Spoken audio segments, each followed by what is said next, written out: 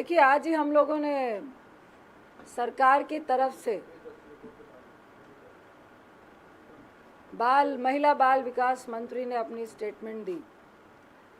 जब भी सरकार डरती है, जब भी सरकार को इनको लगता है कि ये फेलियर है, तो अपने मंत्रियों को बिल से निकालते हैं।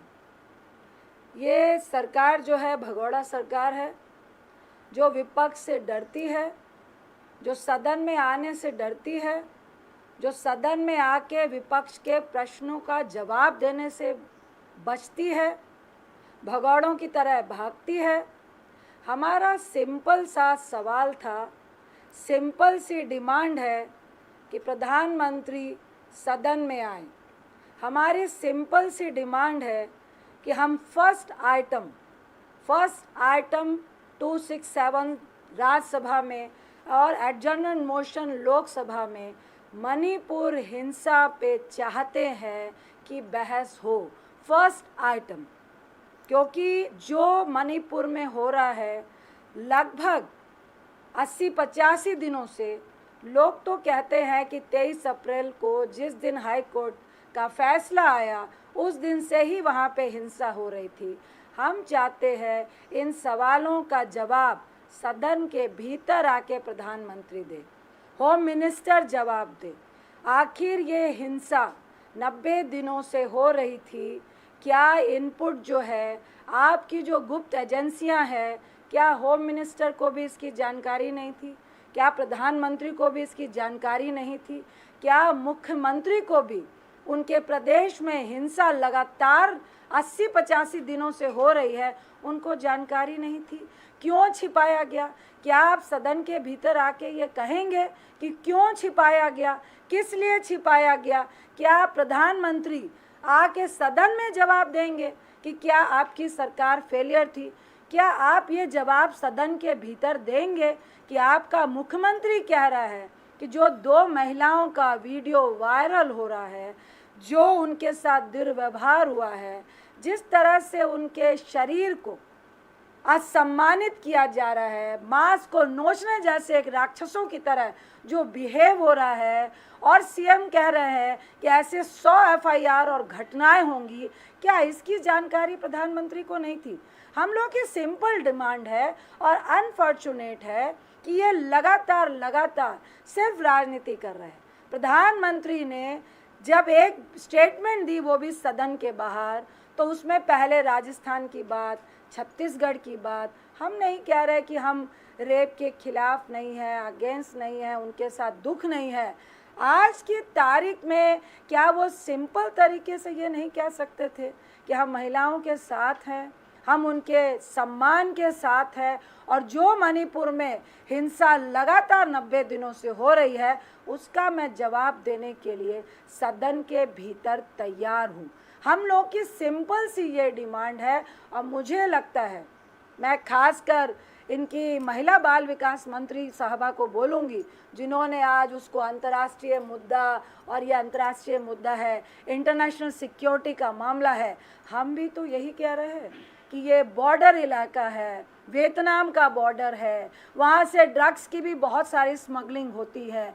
90 दिन से हमारे बॉर्डर इलाके में हिंसा हो रही है, तो क्या इसका जवाब सदन के भीतर सरकार को नहीं देना चाहिए? आपकी सरकार भगौड़ों की तरह बिहेव क्यों कर रही है? ऊपर से अपने मंत्रियों को बिल से निकालते हैं। अरे मंत्री को भी बुलवाना है तो सदन के भीतर बुलवाइए। बाहर में मैं उनसे एक रिक्वेस्ट करूँगी कि जिस पार्टी में महिलाओं का सम्मान नहीं है, महिलाओं को जिस तरह से नोचा गया है, उसके लिए आपको एक शब्द भी बोलने का ऑर्डर नहीं है, तो निश्चित तौर से जिस पार्टी में महिलाओं का सम्मान नहीं है, आपको उस पार्टी को नालक माननी चाहिए और अपने पद से आपको भी इस्तीफा दे देना चाहिए। अपने कोई क्वेश्चन पूछना?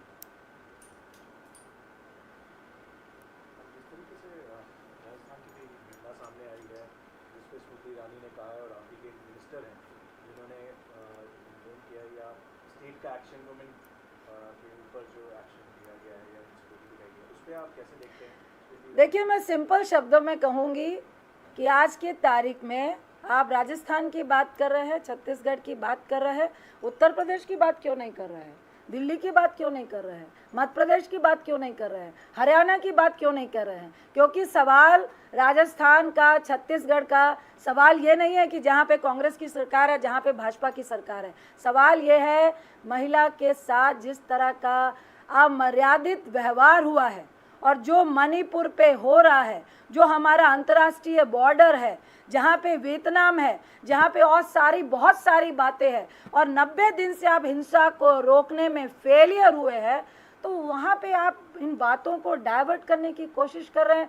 आपको शर्म नहीं आ रही है? मैं कहूँगी हर प्रदेश में महिलाओं के साथ सेक्सुअल हरासमेंट होना एक अलग मुद्दा है, लेकिन उसको मणिपुर के मुद्दे के साथ जोड़ना, मणिपुर के उस वीडियो के साथ जोड़ना, मुझे शर्म आ रही है। मैं आपको दिल खोल के बोलती हूँ, अगर महिला विकास मंत्री सुन रही हो तो मुझे हर प्रदेश में, हर जगह पे जहाँ पे महिलाओं के साथ अगर इस तरह का दुर्व्यवहार होता है तो मैं उनके साथ खड़ी हूँ। कभी आप तो भी बोलिए। अभी आप मणिपुर का हुआ तो आप राजस्थान की बात कर रही हैं। नालत है आपकी इस राजनीति में। आपने एक भी शब्द पहलवानों के लिए बोला था क्या? आपका सांसद बेल लेकर खीखी कर रहा है, मीडिया की बहनों के साथ बदतमीजी कर रहा है, लेकिन उसको सेक्सुअल हरासमेंट पे, जिस पे पॉक्सो भी लगा था, उसको आप जेल से बाहर कर देते हैं और आप सफाई पेश कर रहे हैं। अभी आप मणिपुर की बात करें, और मैं मीडिया के माध्यम से सरकार को बोलना चाहूँगी कि भगोड़ा मत बनिए। हिम्मत है तो सदन के भीतर विपक्ष के प्रश्नों का उत्तर दीजिए। जब जब सत्ताधारी महिलाओं का सम्मान करते हैं, जब जब अपने अहंकार में अधर्म का साथ देते हैं, तो निश्चित तौर से जो उनका विनाश है वो निश्चित है। और मुझे लगता है इन घटनाओं से और प्रधानमंत्री के और उनके मंत्रियों के जो भाषण और स्टेटमेंट है, आपका विनाश निश्चित है। और एक ही बात है कि विनाश काले विपरीत बुद्धि। मैं फिर कहूँगी कि आज 2 दिन आपने वेस्ट किए हैं पार्लियामेंट के।